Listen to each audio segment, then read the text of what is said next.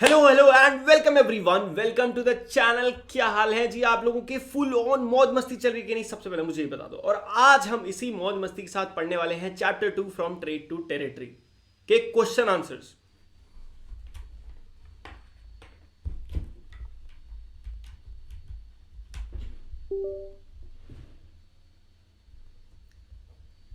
Hello hello and welcome everyone, welcome to the channel. क्या हाल है आप लोगों के? फुल ऑन मौज मस्ती चल रही है कि नहीं? सबसे पहले मुझे ये बता दो। और आज हम इसी मौज मस्ती को कंटिन्यू करते करते पढ़ने वाले हैं chapter 2 from trade to territory के question answers.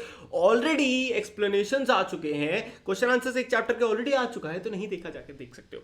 And yes, Jeet batch को अगर आपको फॉलो करना है फ्री ऑफ कॉस्ट सारे सब्जेक्ट्स पढ़ने के लिए मौज मस्ती के साथ, तो किसका वेट कर रहे हो? फटाक से टेलीग्राम पे आ जाओ यार, टेलीग्राम ज्वाइन कर लो और वहां पे आप लाइव मुझसे बात कर सकते हो। मैं हूं आपका आदि भैया, आप मुझसे फुल वहां पे कोई भी डाउट पूछ सकते हो। एंड यस, नोट्स वगैरह भी सब मिल जाते हैं, नोट्स भी, तो मस्त मजा आता है। चलो जी, अब बढ़ते हैं, फटाफट क्वेश्चन आंसर्स करते हैं जी। तो पहला क्वेश्चन है, in what way was the administration of the company different from that of Indian rulers? कि भाई जो इंडियन रूलर थे, मतलब हमारे इंडियन राजा थे, वो किस तरह से रूल करते थे और जो एडमिनिस्ट्रेशन कंपनी ने करा के उसके बीच में क्या डिफरेंस था? क्वेश्चन समझ में आया? अब आंसर समझते हैं। देखो बाबा, British territories were broadly divided into administrative units called presidencies. There were three presidencies: Bengal, Madras, Bombay. Whereas under the Indian ruler, administration was divided into four part: district, paragana, और आपका परगना, तहसील और villages. अब बहुत ही major difference था दोनों में, अगर आप ध्यान से देखोगे तो। क्या डिफरेंस था कि जो इंडियन रूलर थे उन्होंने क्या था, एक हायरार्की बनाई थी, यानी कि सबसे ऊपर आपका डिस्ट्रिक्ट आता था एक, ठीक है, आज भी हम इसे फॉलो करते हैं। फिर उस डिस्ट्रिक्ट के अंदर परगने आते थे, मतलब एक डिस्ट्रिक्ट के अंदर कई सारे परगने हैं। उसके बाद उस परगने के अंदर तहसील आती थी, कई छोटी छोटी तहसील, एंड देन फाइनली सबसे छोटा था तो विलेजेस, है ना। तो यहाँ पे एक हायरार्की है। बट कंपनी ने आके ऐसे नहीं करा, क्योंकि कंपनी का विजन थोड़ा इंडियन रूलर से बड़ा था। वाई? क्योंकि उन्हें पता था कि वो पूरा इंडिया रूल कर सकते हैं। यहाँ के राजा क्या सोचते थे, बस अपने आसपास का एरिया रूल कर लूँ, बाकी तो छोड़ो यार, क्या करना मुझे, देखी जाएगी, लड़ लड़ के जीत लूंगा। नहीं, कंपनी ऐसा नहीं सोचती थी। कंपनी को पता था कि अगर आपको पूरे इंडिया को रूल करना है, आपको पूरे इंडिया में 4 बड़े सेंटर बनाने होंगे। तो उन्होंने पूरे इंडिया में, एक बंगाल में, एक मद्रास में, एक बॉम्बे में, 3 प्रेसिडेंसीज बनाई। प्रेसिडेंसी मतलब एक तरह से 3 कैपिटल बनाई अपने देश की, जहां पे उन्होंने अपनी 3 आर्मीज को या सबसे बड़ी कंपनी के हेडक्वार्टर्स वहां बनाए। जिस तरह से उन्होंने पूरे देश को रूल करा। समझ में आया? गुड। अगला, each administrative unit was ruled by a governor. हर जगह पे एक एक गवर्नर होता था। The supreme head of the administration was the governor general, whereas under the administrative system the supreme head was king of nawab. अगर आप बात करो तो वहां पे हर प्रेसिडेंसी का अपना एक गवर्नर था। जो 3 प्रेसिडेंसी चूज करी गई, उनके अपने अपने गवर्नर थे। बट उन तीनों के ऊपर भी पूरे इंडिया का एक था, जिसे कहते थे गवर्नर जनरल, जो कि एक तरह से पूरे इंडिया का लीडर था। वो पूरे इंडिया को हेड करता था। बट वहीं पे इंडिया में ऐसा कोई भी सिस्टम नहीं था। वहां पे जो सुप्रीम सबसे बड़ा राजा होता था उसको या तो किंग या राजा या नवाब कहा जाता था। सिंपल। क्योंकि वहां पे ना इंडियन रूलर्स को कभी भी ये चीज का क्लैरिटी नहीं आई कि हाँ हम पूरे इंडिया को रूल कर सकते हैं। वहां पे हर बंदा बस सोचता था मैं अपना एक छोटा सा राज्य बना लूं, अपना राज्य बना लूं और खुश रहूं, बस। किसी को भी इसकी फर्क नहीं थी कि भाई हाँ हम अखंड भारत को अपना कर सकते हैं।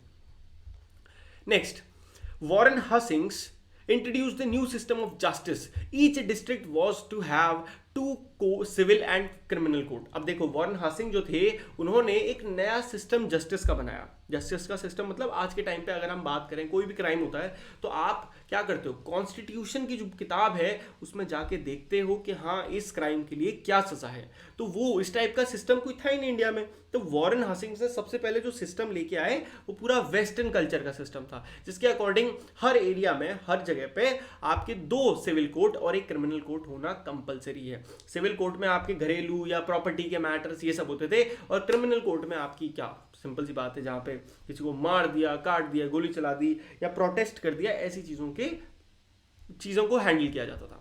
The European district collector presided over civil court. Civil court के जो प्रेसिडेंट था वो कौन था? यूरोपियन डिस्ट्रिक्ट कलेक्टर आता था। मतलब जैसे इंडिया में डीएम होते हैं ना, वैसे वो यूरोप से डीएम बुलाते थे इस चीज को हैंडल करने के लिए। Criminal court were still under a qazi और मुफ्ती। मुफ्ती या काजी के अंडर में होते थे, ये पोस्ट थी उस समय के इंडियन रूलर्स के। Under the regulating act of 1773 a new supreme court was established. 1773 में पहला एक सुप्रीम कोर्ट बना, जो कि सबसे बड़ा कोर्ट था इंडिया में, जहां पे सबसे बड़े बड़े आपके केसेस लड़े जाते थे। The main figure in an Indian district was collector. Indian district के अकॉर्डिंग सबसे बड़ा कौन होता था? कलेक्टर होता था। According to his title collector, his main job was to collect the revenue. और कलेक्टर क्यों कहा जाता था? क्योंकि इनका मेन काम था टैक्स कलेक्ट करना, रेवेन्यू कलेक्ट करना और अंग्रेजी सरकार को देना। ठीक है, बस तो इतना था, इंपॉर्टेंट है। इसमें से आपको जो जो पॉइंट्स याद रहे आप वो लिख सकते हो।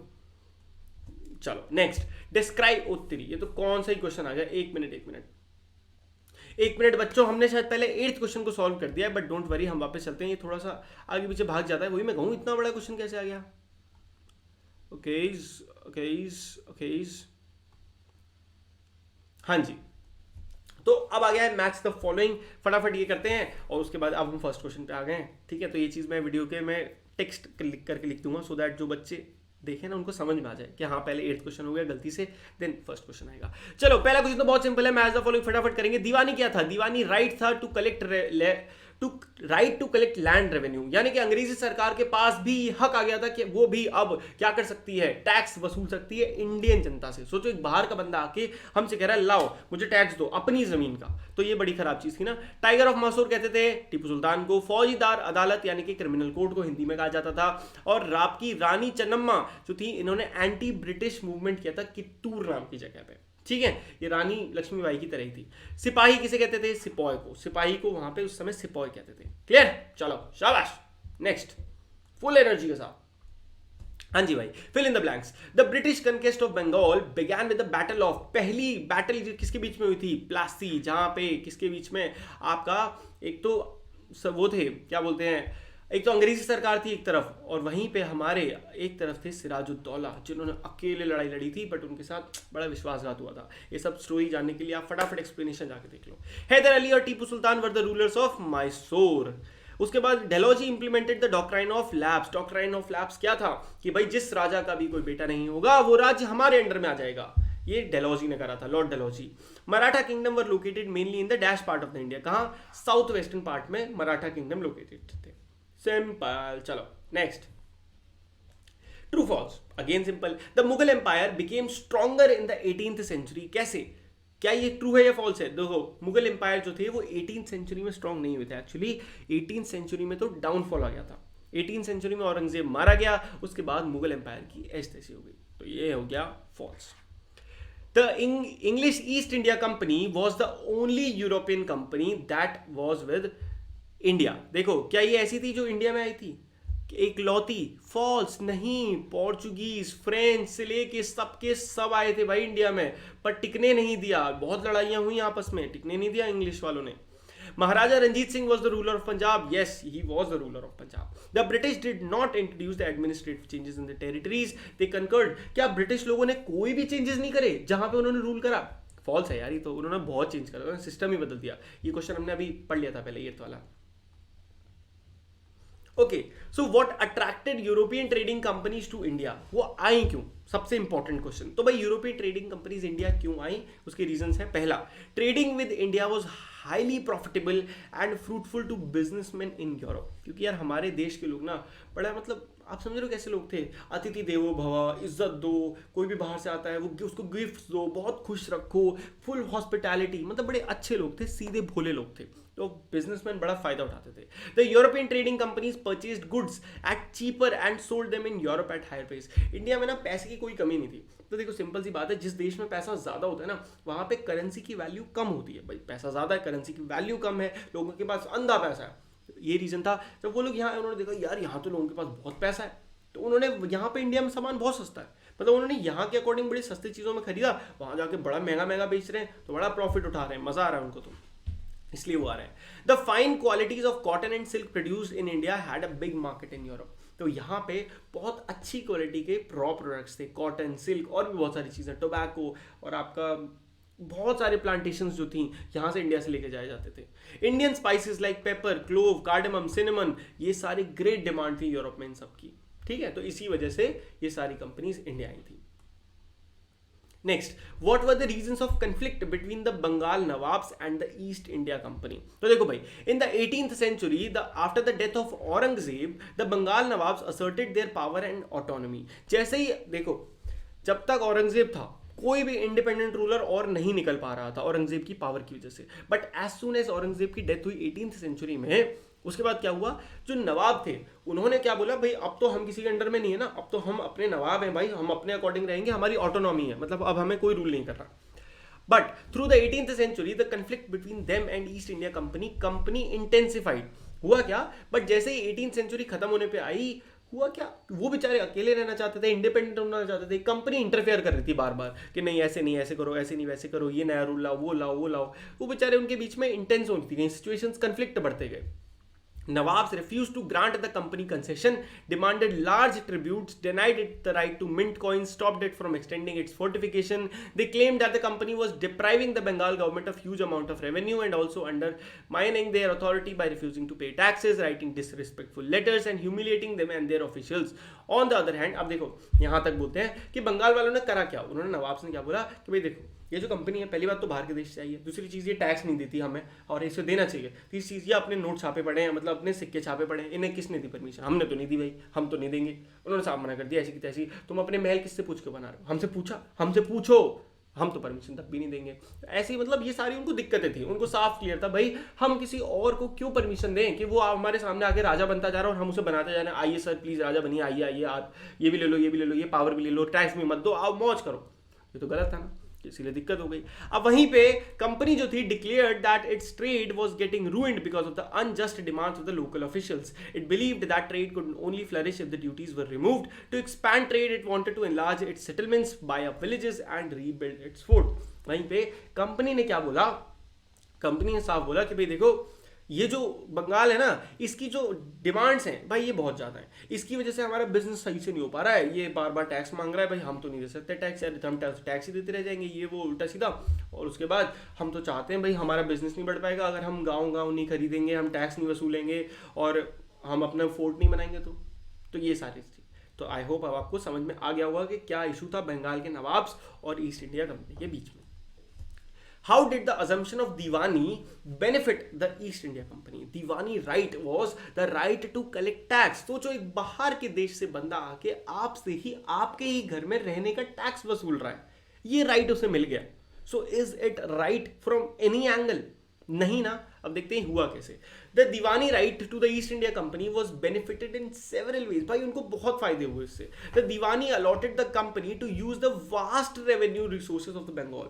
उससे क्या मिला, जैसे ही उन्होंने हरा दिया किसको, जो नवाब थे सिराजुद्दौला बंगाल के, उन्होंने वहां पे अपना पपेट रूलर बिठा दिया कि भाई मैं जो राजा बोलूंगा राजा वही करेगा, ऐसा रूलर। उसके बाद जितना भी टैक्स आता था वो कंपनी हो जाता था।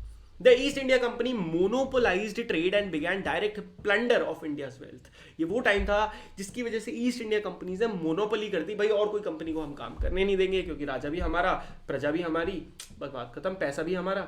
प्लंडर करना मतलब उन्होंने अब वेल्थ को उखाड़ना शुरू करा। Revenues from the India financed company expenses. These revenues were used to purchase cotton, silk, textile in India, maintain company troop, meet the cost of building of the company fort and offices at Calcutta. Starting में जब ये लोग आए थे तो ये लोग क्या करते थे, अपना पैसा लेके आते थे, यहाँ सामान लेते थे, खुद के पैसे से वहाँ जाते थे। धीरे धीरे इन्होंने क्या करा, यहीं के पैसे यूज करे, यहीं के पैसों से सामान वहाँ बेच रहे हैं, यहाँ के पैसे वहाँ बेच रहे हैं, यहाँ की चीजें तक वहाँ बेच रहे हैं। ये कंडीशन आ गई थी धीरे धीरे।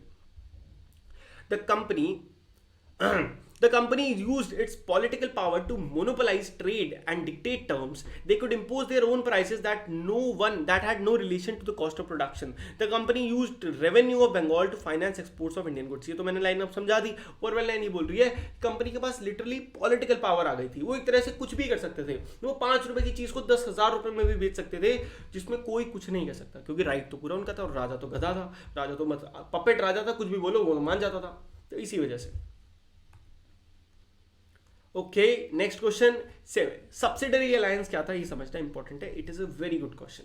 सब्सिडरी अलायंस क्या था, बैटल ऑफ प्लासी जो पहली लड़ाई थी आपकी, ठीक है 1757 में, उसके बाद द बैटल ऑफ बक्सर 1764 में, जिससे दीवानी राइट मिल गया बंगाल का। Company began to expand its rule in many parts of India.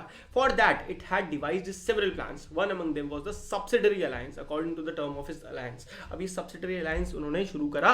इसमें क्या था, पहला, Indian rulers were not allowed to have their independent armed forces. उन्होंने साफ बोला कि भाई जितने भी इंडियन राजा बचे हैं उनको आर्मी नहीं रखने देंगे हम। आप आर्मी की परमिशन नहीं दे रहे.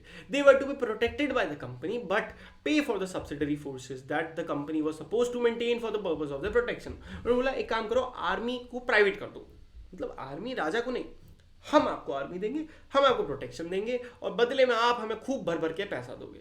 तो एक तरह से राजा की पूरी प्रोटेक्शन अब किसके हाथ में थी? You guessed it right.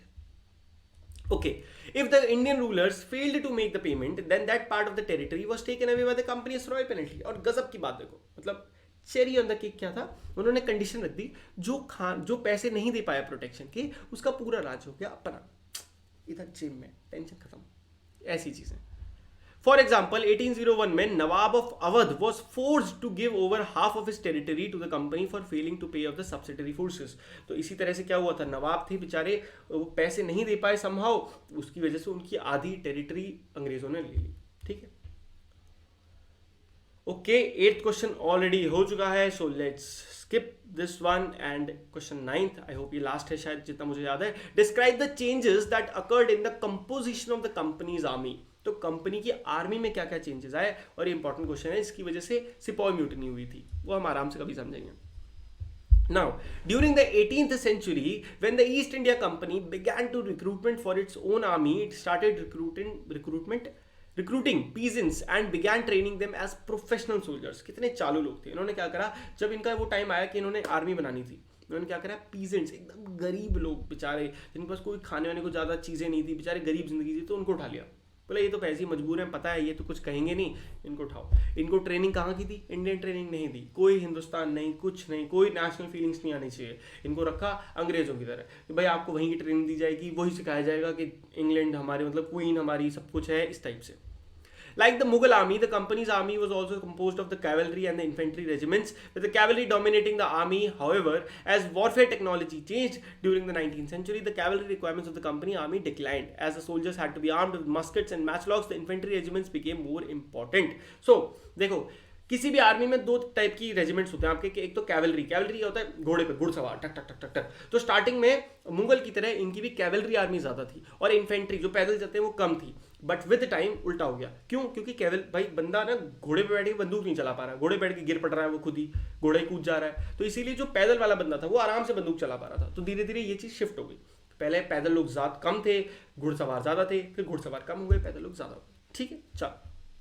And I hope इसके साथ हमारा चैप्टर हो चुका है समाप्त. आई होप आपको ये वीडियो अच्छी लगी होगी मेरे यार. तो क्या कर रहे हो, फटाक से चैनल को सब्सक्राइब कर दो एंड वीडियो को लाइक कर दो अच्छी लगी हो तो. अगर आप ऐसी और वीडियोस देखना चाहते हो तो फटाफट टेलीग्राम पे आ जाओ, मुझसे जो डाउट पूछना है पूछ सकते हो. नोट्स डाउनलोड करने, नोट्स डाउनलोड कर लो, सारे आगे के शेड्यूल वगैरह सब कुछ वहाँ मिलता है. ठीक है, तो मिलते हैं टेलीग्राम पे. तब तक के लिए जी गुड बाय, टेक केयर, मौज मस्ती करते रहिए, बाय बाय.